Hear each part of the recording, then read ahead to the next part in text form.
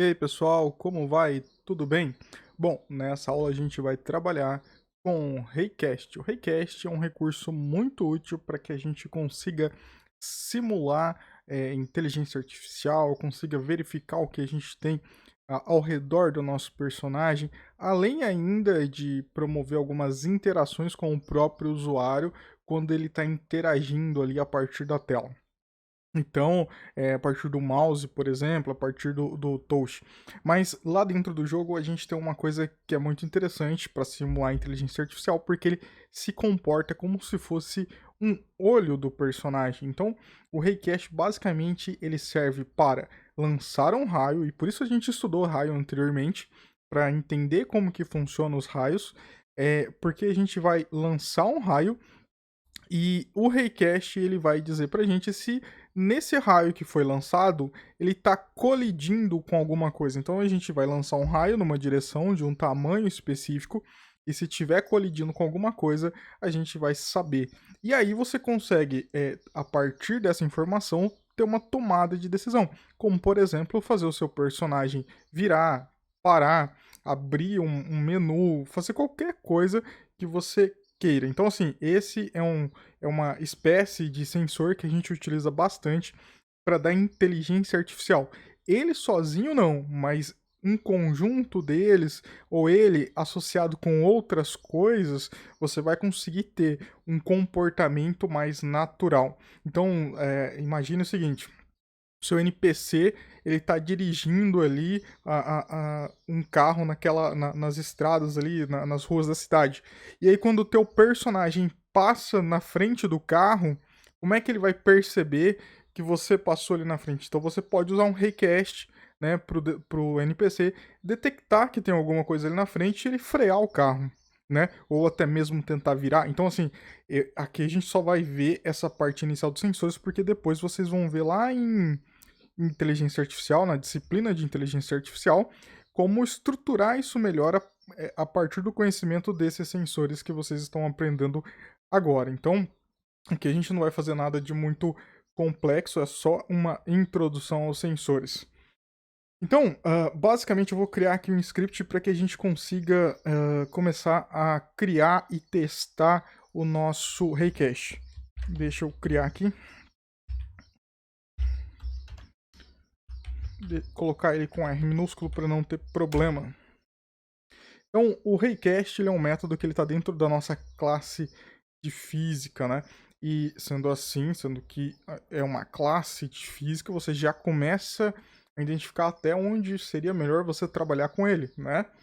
Tem um laço específico para física, então não é que você não possa dar um Raycast fora dali, mas pode ser que você não vai ter a real sensação ou vai ficar gastando muito desempenho à toa. Então, o ideal é você fazer o Raycast somente quando necessário e dentro do laço de física. Isso é o mais interessante. Mas funciona se você lançar fora dali, tá? Bom, então criei aqui esse meu script. E vamos ver ele agora, vamos fazer uma implementação bem básica para a gente ver esse Raycast funcionando e depois a gente vai vendo as sobrecargas que ele tem e os recursos que ele tem para ajudar a gente. Então, basicamente aqui se eu quiser colocar no update ele vai funcionar, né, num primeiro momento, mas vamos já colocar aqui dentro do fixed update para ficar mais otimizado e condizente com o estado dos colisores de acordo com o cálculo de física, porque ele vai lançar um raio e ele vai. Como é que ele sabe que tem um objeto ali? Ele vai identificar se aquele objeto tem colisor. Se você não tem um objeto com colisor, ele não identifica. Então, para ele, na verdade, o Raycast, ele identifica colisores. Então, você pode não ter nada visual, ter só um colisor e ele vai identificar aquele colisor. Ou você pode ter um personagem sem colisor e ele vai mandar o raio ali e não vai achar o personagem porque aquele personagem não tem colisor. Então, na verdade, o Raycast a gente busca colisores, game objects que tem colisores. E é a partir dessa informação que a gente vai construindo a nossa lógica. Então, para usar o Raycast, o que eu tenho que fazer? Eu vou usar o Physics, ok? Eu vou usar o Physics .raycast. Então a gente vai usar esse primeiro raycast aqui. E olha só que legal, ele tá pedindo pra gente aqui como parâmetro, como um uso mais básico possível, um raio. Então, se eu tiver um raio, eu passo para ele e perfeito, ele vai funcionar assim.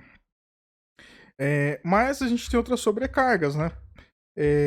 Onde eu vou passar, por exemplo, para ele aqui um raio. Lembre-se que o raio tem a posição onde ele vai, onde ele está saindo, a origem dele, e tem a direção. E aí a gente tem um outro, essa sobrecarga que tem a distância máxima, que é o seguinte, eu tenho um ponto, tenho a direção, mas que tamanho que é o meu raio? Então isso é bem interessante. Então vamos criar um raio aqui para a gente ver isso funcionando. Olha só. Vou criar aqui um raio. E beleza, então eu tenho um raio criado. E aí eu vou alimentar o meu raio, a origem dele. Vou alimentar a origem dele com a posição local do GameObject onde esse script está anexado. Então transform.position. Essa aqui é a origem. Agora, já a nossa direção, ela vai ser, eu vou utilizar então a face da frente deste GameObject. Então, para ele andar sempre na direção do eixo Z. Lembre-se que a face da frente é a face do eixo Z.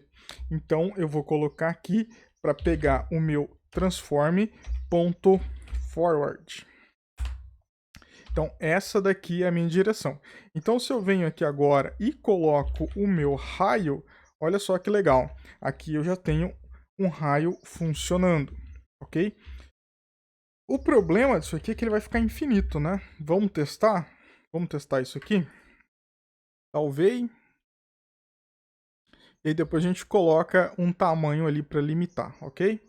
Bom, então vou colocar esse script no meu cubo que eu tenho aqui. E beleza, né? Ó, tenho aqui. Certo? E aí, o que eu vou fazer? Ó, se eu colocar... Deixa eu fazer o seguinte. Vamos voltar aqui, ó. Deixa eu fazer o seguinte. Deixa eu só complementar aqui. Esse raycast aqui, quando ele encontrar, ele vai retornar um verdadeiro ou falso. Então, se ele retornar verdadeiro, é porque o raio bateu em alguma coisa.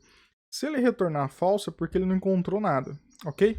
Então, vamos colocar um if aqui para ele mudar a cor deste GameObject, para a gente verificar se ele trombou ou não em alguém. Então, se ele se deu verdadeiro, vamos colocar aqui, né, uma cor diferente.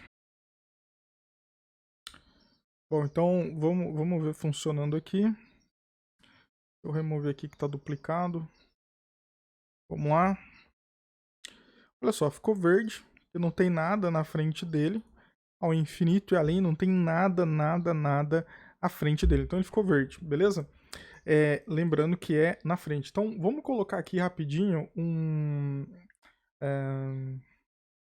Bom, vamos fazer o seguinte, vamos encerrar essa aula por aqui e a gente continua na nossa próxima aula agora, testando e fazendo ele ficar vermelho. Lembrando que ele já está ficando vermelho, mas é que a gente não colocou uma situação que o faça ficar em vermelho. Então a gente vai fazer isso na próxima videoaula. Até lá, pessoal!